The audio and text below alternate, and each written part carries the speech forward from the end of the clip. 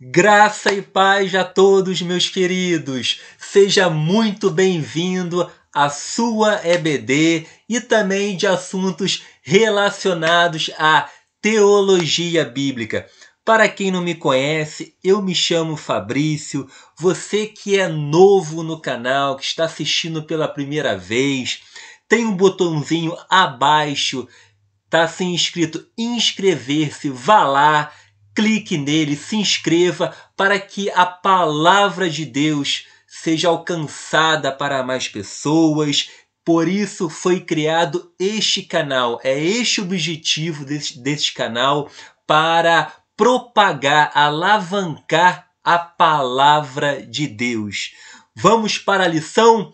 Meus queridos, na última aula eu disse para vocês, na multiforme graça de Deus, que eu iria dar um estudo sobre o tabernáculo, tá bom?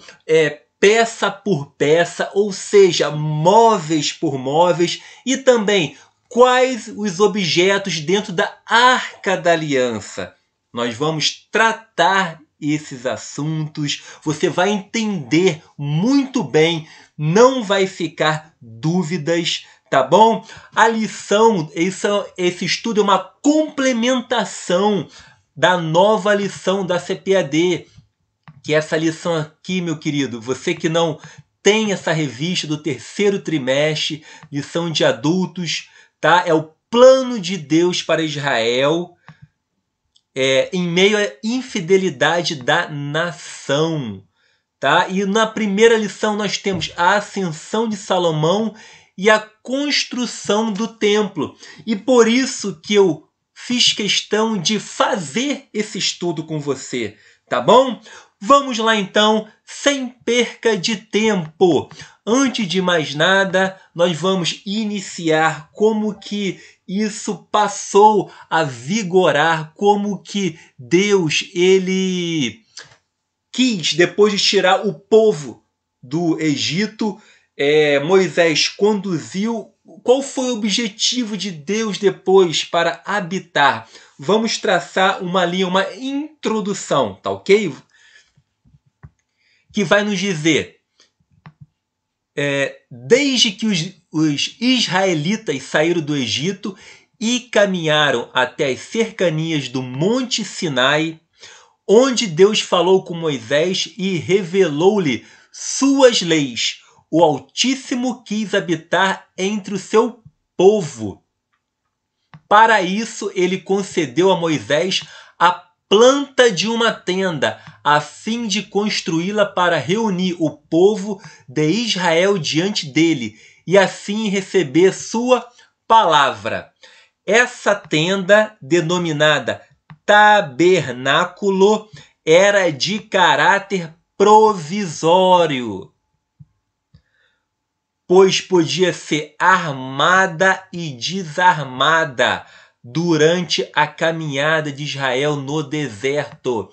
Tem muitas pessoas que pensam que o tabernáculo ele era fixo. Não, ele não era fixo. Ele podia ser armado e desarmado.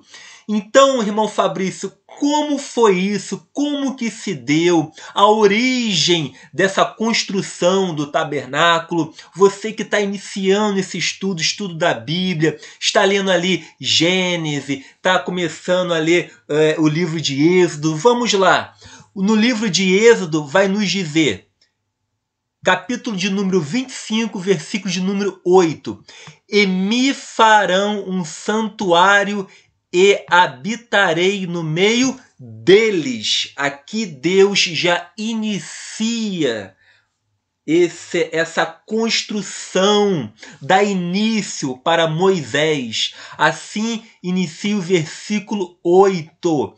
O tabernáculo seria um santuário em pleno deserto, onde Deus habitaria entre o seu povo. Dúvidas, meus queridos, com relação a essa aula? Eu espero que ela esteja bem explicada, assim como eu gosto de tratar em todas as minhas aulas. Mas caso você tenha, pode colocar nos comentários que eu responderei com o maior prazer. O objetivo dessa aula também é linkar o tabernáculo com também o Novo Testamento, com Jesus. O que significa, afinal, cada peça linkando com Jesus Cristo, tá bom? Vamos lá. Aqui você tem a planta vista de cima, tá bom? Do tabernáculo. Nós temos aqui o pátio. Essa parte aqui é o pátio, tá? Aqui nós temos o candelabro, a mesa da proposição. Nós temos o altar de incenso, aqui a arca da aliança, aqui, meus queridos, é chamado de lugar santíssimo, tá? É chamado de lugar santíssimo e aqui é o lugar santo. Nessa parte aqui é chamado de lugar santo. Mas não se preocupe, eu irei explicar para você também cada detalhe sobre essas peças aqui. Aqui é o primeiro véu, tá? É o primeiro véu e aqui o segundo véu. Essa expressão você deve ter também já, essa expressão familiar. O primeiro véu, o segundo véu, faz referência ao tabernáculo. Mas não se preocupe que eu irei explicar detalhe por detalhe para você. Aqui é uma visão panorâmica do tabernáculo, tá bom? Vamos então ao nosso estudo. Eu fiz questão de botar ele aqui peça por peça, colocar uma foto dele. E o primeiro, meus queridos, é o altar de bronze. Acompanhe aqui, Êxodo 27, versículo 8. É o altar ou altar de holocausto, correto? Ou seja, das ofertas que eram totalmente queimadas em honra a Deus. Ele ficava no espaço externo, dentro do átrio. Desde a porta de entrada havia esse altar de bronze ou cobre, onde eram feitas essas ofertas queimadas. E principalmente, onde era feito o sacrifício pelos pecados do povo. Tá bom?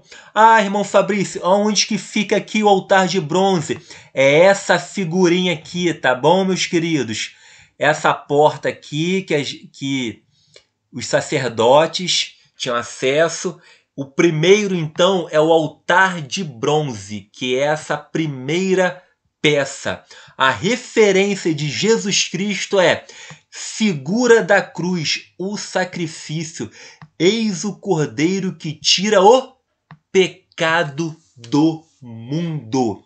Eram as ofertas que eram queimadas em honra a Deus para os pecados. E Jesus Cristo, ele é como se fosse... Hoje nós não precisamos desses móveis. Hoje Jesus, ele completa essa obra, tá? Jesus, ele é completo. Tá bom, meus queridos? Então, o que significa essa peça? Significa o sacrifício. São as ofertas queimadas. E o Jesus Cristo é essa figura, é esse sacrifício que tira o pecado. Nós não precisamos mais de altar, porque Jesus já morreu na cruz por nós. Vamos dar continuidade. A segunda peça, que é a bacia ou a pia, né? Ou o lavatório, tá? Havia essa bacia de bronze, era para que os sacerdotes lavassem as mãos e os pés antes de entrarem no interior do tabernáculo. Essa bacia aqui, meus queridos, ó, essa bacia de bronze. Faça uma bacia de bronze com uma base de bronze para se lavarem. Coloque-a entre a tenda do encontro e o altar e mande enchê-la de água. Êxodo 30, 18. E falando em referência a Jesus, Jesus foi taxativo com o apóstolo Pedro: se eu não lavar, não tens parte comigo. Jesus é a nossa água, Jesus é a nossa purificação, meus queridos. Notem que o tabernáculo todo tem um significado linkado a Jesus Cristo. Vamos lá para mais outra peça que vai nos dizer, é a mesa da proposição. Irmão Fabrício, aonde que fica essa mesa da proposição? Fica aqui, ó. Aí ela já está no lugar santo. Esse lugar aqui é chamado de lugar santo, tá bom? É chamado de lugar santo. Aqui, como eu expliquei na introdução, é lugar santíssimo. A mesa da proposição. O objetivo, tá? O objetivo principal da mesa era servir de apoio para os pães da proposição, literalmente, pão da presença, que era colocado diante da presença de Yahvé. A cada sábado, os sacerdotes substituíam os pães da semana anterior a uma nova porção de pães quentes. Exatamente 12 pães, representando as 12 tribos de Israel, deveriam ser dispostos em 2 fileiras de 6. Esses pães eram uma oferta de alimentos apresentada a Deus, que deveria ser continuamente realizada como aliança eterna. E falando de Jesus Cristo, o Senhor Jesus, através da sua palavra, revela-se como a água e o pão da vida. Jesus é o nosso pão. Jesus é a nossa água que nos purifica. Jesus é o nosso altar de bronze que ele morreu na cruz em sacrifício aos nossos pecados. Tá ok? O próximo objeto, que é o candelabro, ou chamado também de castiçal de ouro. Ele está aqui, ó, nessa parte. O castiçal era feito de uma só peça de ouro e sustentado por uma coluna central, de onde saíam 3 braços de cada lado, formando assim 7 lâmpadas. Essas lâmpadas eram interiormente alimentadas por dutos, nos quais havia uma mecha embebida no azeite, fornecendo dessa forma um combustível que, uma vez aceso, fazia o castiçal iluminar todo o ambiente, ou seja, as 7 lâmpadas produziam uma só luz. E esse candelabro, irmãos, vem nos dizer nos evangelhos, o Senhor Jesus é apresentado como a luz do mundo. Ele, por sua vez, disse aos seus discípulos: vós sois a luz do mundo. Você está percebendo que cada peça tem um significado? Olha o quão importante é nós estudarmos a palavra de Deus. É nós nos dedicarmos ao estudo da palavra de Deus.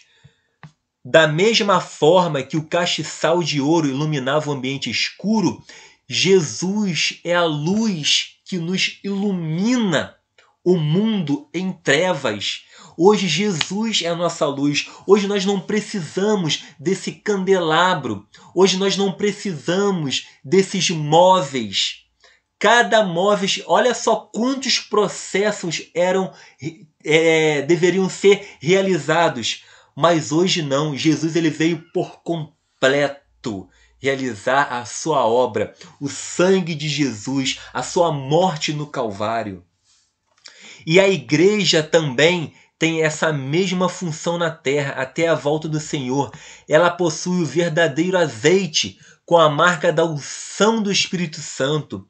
Assim somos chamados por Cristo a iluminar o mundo, pregando o evangelho com poder e autoridade e ousadia. Vamos para nossa próxima, que é chamado o altar de incenso. Esse altar aqui, meus queridos, fica bem aqui, ó, o altar de incenso. O altar de incenso era também identificado como altar de ouro ou altar do cheiro suave.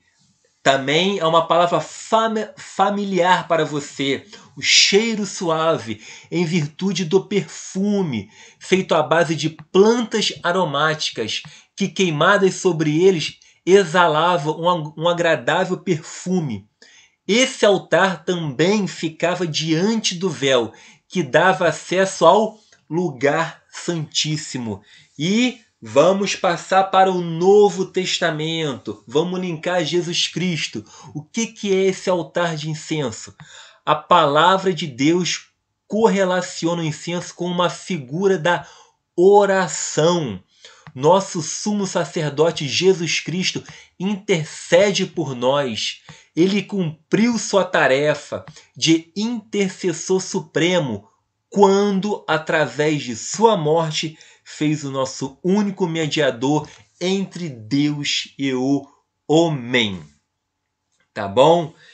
Vamos entrar agora no lugar santíssimo, aonde que está a Arca da Aliança, tá bom?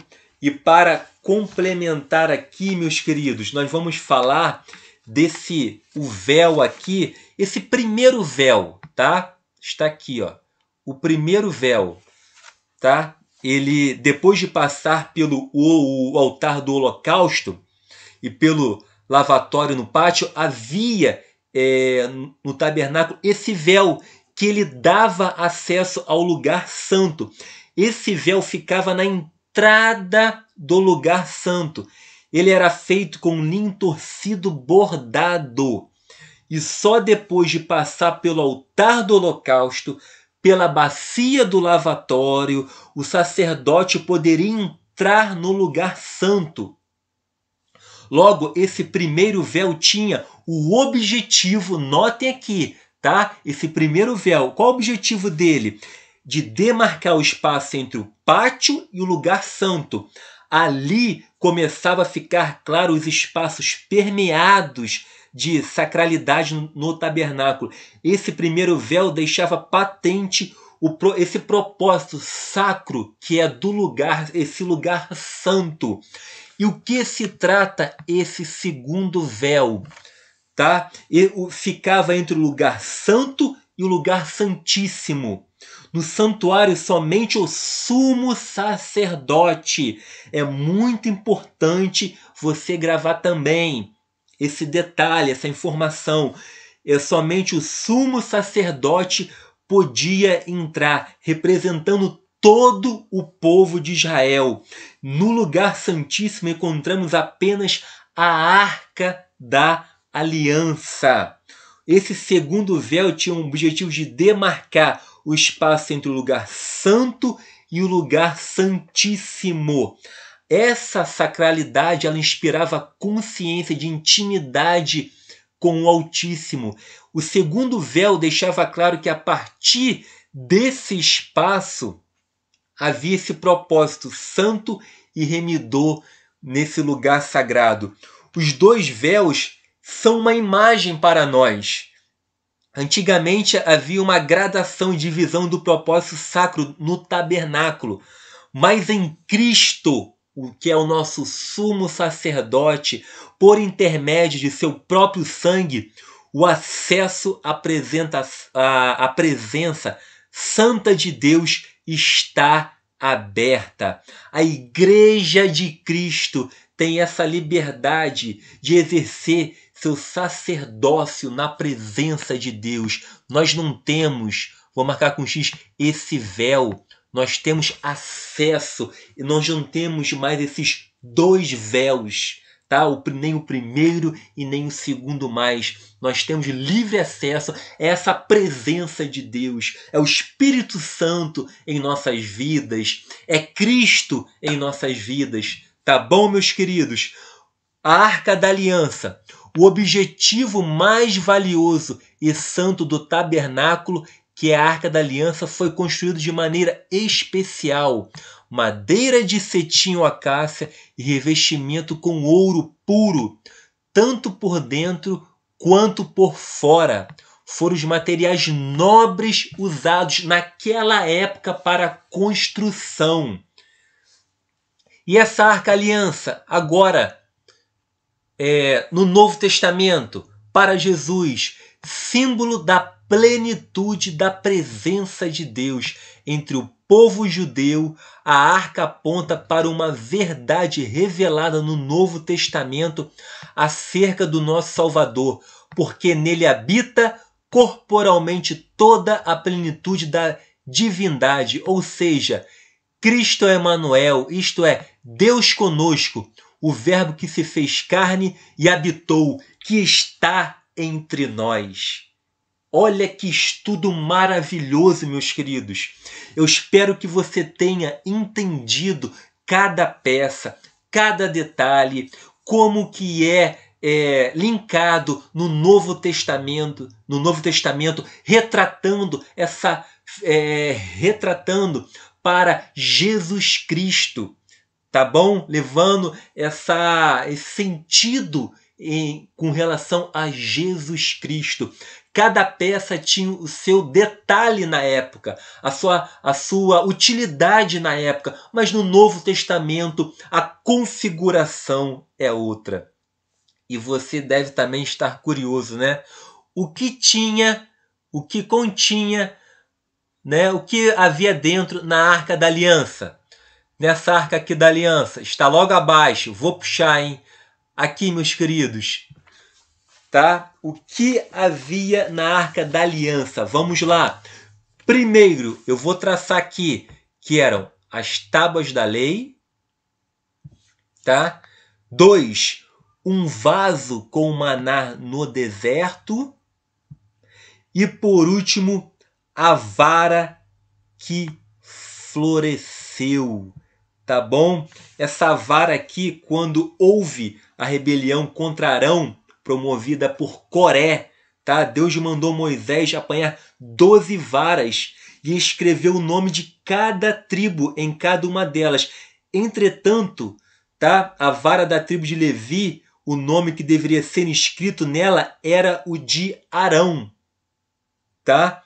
Então, pela manhã, diferentemente das outras varas, a vara de Arão havia florescido, tá? Então, por causa disso que é a vara de Arão, a vara que floresceu, essa vara de Arão, as tábuas da lei e o maná, né? Nós temos que é um vaso, né, com maná no deserto, tá?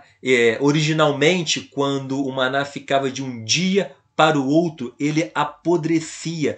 Porém, o maná contido na Arca da Aliança não sofria qualquer tipo de deterioração, tá? Ou seja, não apodrecia, não sofria nenhum processo de deterioração. Oh, que palavra difícil para mim aqui, né?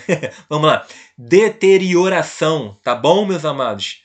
Então, não sofria nada. Isso sinalizava essa provisão de Deus, do Deus Altíssimo para o seu povo.